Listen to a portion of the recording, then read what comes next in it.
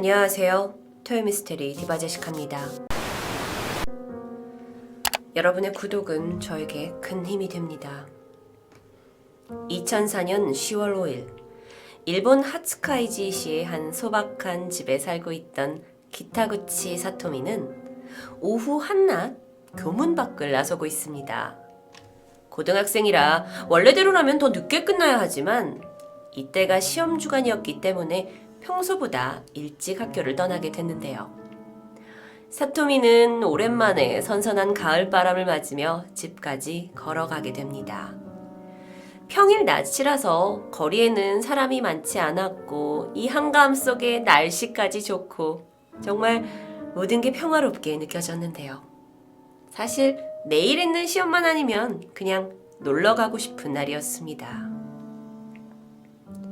사토미가 집에 도착하자 현관에는 할머니와 초등학교 6학년 된 그녀의 여동생이 사토미를 반겨주고 있었죠. 가볍게 인사를 한 뒤에 자신의 방으로 들어갔는데 대낮이기 때문에 불을 켜지 않아도 방은 훤했고요. 소녀는 편한 옷으로 갈아입은 후에 이불 위에 누워서 잠시 숨을 돌립니다. 사실 내일 있는 시험은 대학을 가는 데 있어 매우 중요한 시험입니다. 학교에서 그동안 모범생이었던 사토미 역시 부담감을 느낄 수밖에 없었는데요. 그래서 지난 밤까지 늦게 공부하는 일도 꽤 자주 있었습니다. 그랬던 그녀가 피곤해서였는지 잠시 누워서 이어폰을 꽂고 음악을 감상하기로 합니다. 그렇게 편안한 상태에서 스르륵 졸음까지 밀려오는데요. 시계를 보니까 아직 오후 3시밖에 안 됐습니다. 조금만 자고 일어나서 공부해야겠다. 사토미는 이내 낮잠에 빠져들었습니다. 집안은 고요했고 사토미의 귀에 흐르는 최신 가요만 들려올 뿐이었습니다. 그런데 차분했던 실내에 돌연 날카로운 비명이 들렸습니다. 우당탕 뛰는 소리와 함께 바닥이 마치 진동하듯이 울렸는데요. 깜짝 놀란 할머니랑 여동생이 황급히 방에서 뛰쳐나와서 거실을 봤죠? 그리고 두 사람의 시선은 현관 앞에 고정됩니다. 그리고 절대 보고 싶지 않았던 장면과 마주하게 되는데요. 사토미가 수차례 흉기에 찔려 피를 흘린 채 괴로워하고 있었습니다.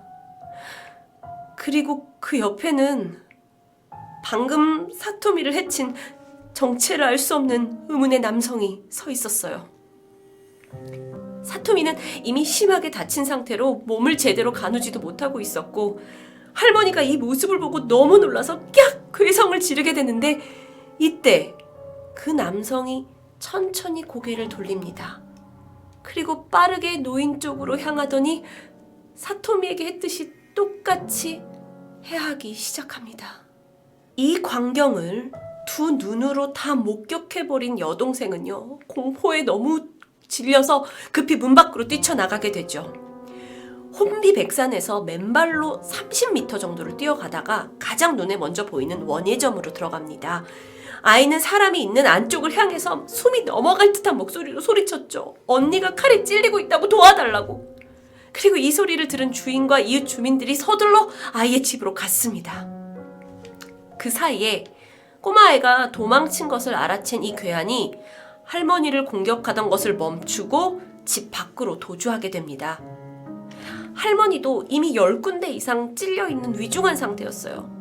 하지만 겨우 정신을 차리시고는 힘든 몸을 끌고 현관으로 다가가서 혹시라도 이 남자가 다시 돌아올 게 무서워서 간신히 문을 잠그게 됩니다. 1시간 후 평범했던 일본 가정집은 순식간에 혼란스러워졌습니다. 경찰과 구급차가 도착했고 할머니와 사토미는 급히 병원에 이송됐죠. 아니 대낮에 갑자기 벌어진 이 소동에 동네 주민들이 현장 앞에 바글거렸고요. 주변의 형사들도 진을 치고 있었죠.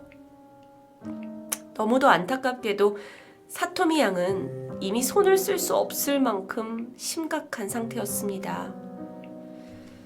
결국 괴한에 의한 치명상으로 사토미는 17살이라는 꽃다운 나이에 숨을 거두게 됩니다. 함께 공격을 당했던 할머니는 다행히 중환자실에서 회복 중이셨지만 손녀의 끔찍한 죽음을 눈앞에서 목격한 할머니에게 고통만 가득했겠죠. 곧바로 사건 조사가 이루어집니다. 숨진 사토미의 몸에는 칼에 깊숙이 찔린 상처가 무려 10군데가량 남아있었어요. 벌건 대낮에 가정집에 들어와 자고 있던 여고생을 칼로 공격했고 이를 피해서 도망을 가려던 아이를 끝까지 쫓아와서 수차례 찌른 상황이 추정됩니다. 그렇다면 경찰은 범인이 분명 사토미와 원한 관계에 있을 것이라고 생각하게 되는데, 그런데 이상합니다. 당시 사토미 양은 17살의 고등학생으로 학교 내에서도 모범생 측에 속했죠. 평소 행동 반경은 집과 학교, 그리고 학원, 교우 관계도 원만했습니다. 그런데 이렇게 끔찍한 보복성 살인을 당할 만큼 누군가의 원한을 샀을 가능성이 낮아 보이는데요. 그렇다면 대체 누가 왜 이런 짓을 벌인 걸까요? 경찰은 감이 잡히질 않았습니다. 일단 현장에서 260에서 270으로 추정되는 남자의 신발 자국이 고스란히 남아 있었고요. 다행히 사토미의 손톱에서 범인의 DNA도 획득할 수 있었습니다. 그런데 이것만으로 범인을 특정짓기가 어려웠는데요. 살해범을 목격한 할머니와 초등학생 동생이 범인은 전혀 모르던 사람이다 라고 말했지만 다행히 얼굴을 선명하게 기억하고 있었습니다. 수사팀은 증언을 토대로 몽타주를 그려나갔죠. 여기 보이는 이 사진, 20세 전후의 나이, 키는 약 165cm 정도, 다부진 근육질의 스포츠 머리를 한 남자. 특히나 눈이 매섭고 뺨에 여드름이 많다로 기억되고 있습니다. 그림상으로 보면 이 남성은 조금 눈에 튀는 외모를 가지고 있다고도 할 수 있겠는데요. 경찰은 신발 사이즈, DNA 그리고 몽타주 정보를 바탕으로 용의자를 수색합니다. 일단 가장 먼저 주변과 지인들을 탐문했는데 아무리 뒤져도 이 범인과 비슷한 인상착의를 가진 남성을 찾을 수 없었습니다. 게다가 범인이 대낮에 집 밖으로 황급히 도주했는데도 불구하고 그를 봤다는 목격자가 나오지 않습니다. 사토미 양이 살던 집은 이 도로 주변에 있었어요. 그래서 차도 많이 다녔고 그 옆으로 비슷한 집들이 많이 붙어 있습니다.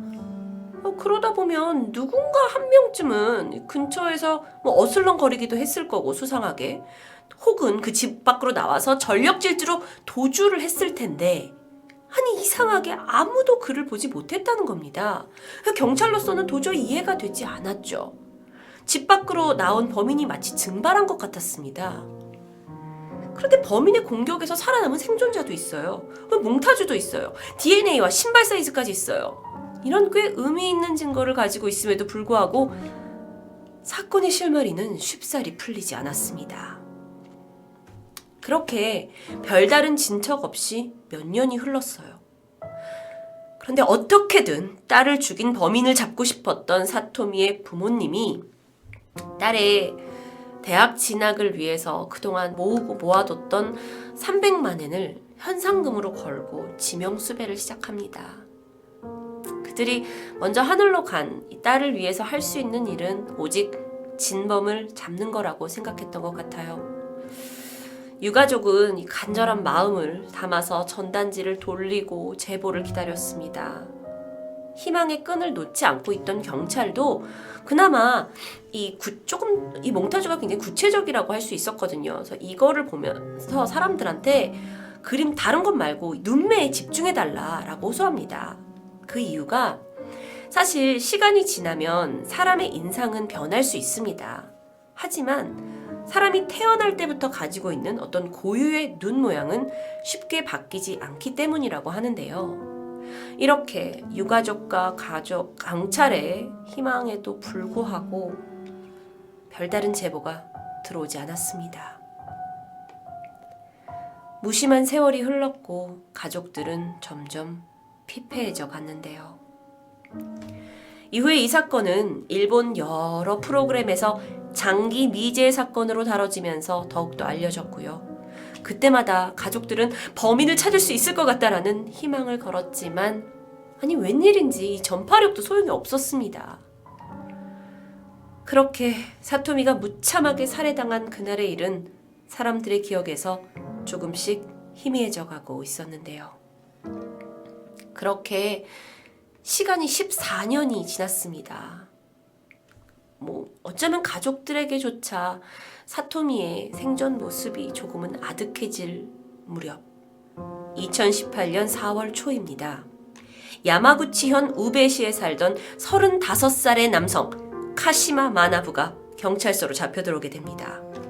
죄목은 폭력으로 인한 불구속 입건이었는데 회사에서 일을 제대로 하지 않는다면서 후배를 발로 걷어찼다가 신고를 받고 잡혀 들어오게 된 거죠. 그런데 그의 신원을 조사하던 경찰이 예상치 못한 사실을 발견합니다. 그의 지문이 14년 전 살인사건 현장에서 발견한 지문과 일치했던 거죠.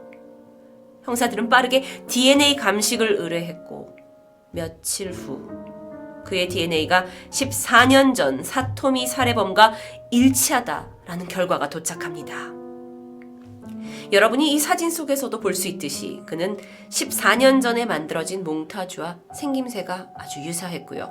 경찰의 말대로 눈매가 비슷한 모양새를 유지하고 있습니다. 이후 형사들은 밤낮으로 남자를 신문했고 결국 카시마 마나부는 자신의 끔찍한 죄를 자백합니다. 경찰 발표에 따르면 사건 당일 마나부는 그가 살고 있던 야마구치현 우베시에서 사건이 발생한 히로시마현 하츠카이지시까지 자전거를 타고 놀러 갔다고 합니다. 그렇게 한가롭게 가다가 길을 지나가던 고등학생 사토미를 보게 됐고요. 이후에 그녀를 따라서 몰래 집까지 들어갔던 겁니다. 남성은 성폭행을 시도했어요. 하지만 사토미가 강력하게 저항했고 도망을 치자 그녀를 따라가서 살해합니다. 그리고 이 요란한 소리를 듣고 방에서 나온 할머니까지 흉기로 공격하게 됐고요. 자, 지금부터입니다. 미스테리가 풀리는 순간이었죠. 그는 범행을 저지른 후 자신이 타고 온 자전거를 타고 재빠르게 도주했다고 말합니다. 당시 21살이었던 그가 누구보다 신속하게 몸을 숨길 수 있었고요. 범행 지역에서 점점 멀어지면서 조금씩 긴장을 늦추고 유유히 자신이 살던 우베시로 돌아갑니다. 그런데 사실 그 당시에 자전거를 타고 가던 남자를 봤다라는 제보가 있었다고 해요.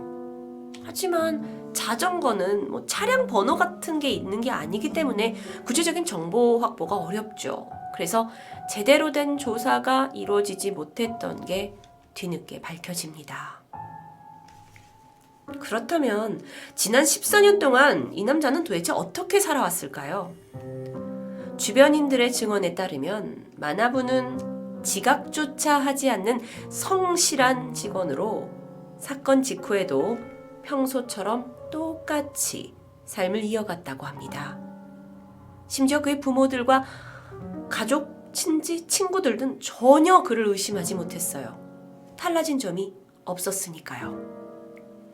14년간 그 주변에 어떤 누구도 그가 대낮에 집에 침입해서 여고생을 잔혹하게 죽인 살해범이다라는 건 상상도 못했던 일이라고 합니다. 이후 마나부는 법의 집행을 받게 됩니다. 그토록 잡고 싶었던 딸의 살해범 진범이 검거된 후에 유가족은 그동안의 울분을 토하면서 다시 한번 사토미의 넋을 기렸다고 하는데요. 비록 더 이상 밝게 웃는 딸을 볼 수는 없겠지만 이제라도 사건이 해결되면서 가족들의 마음속에 있는 어떤 깊은 짐을 덜어낼 수 있었다고 생각합니다. 한 소녀의 목숨을 앗아가고 유가족들의 세월까지 뺏어갔음에도 정작 본인은 마음 편히 잘 살고 있던 살인마 카시마 마나부, 그는 분명 두고두고 죗값을 치러야 하겠죠. 토요미스테리 디바제시카였습니다.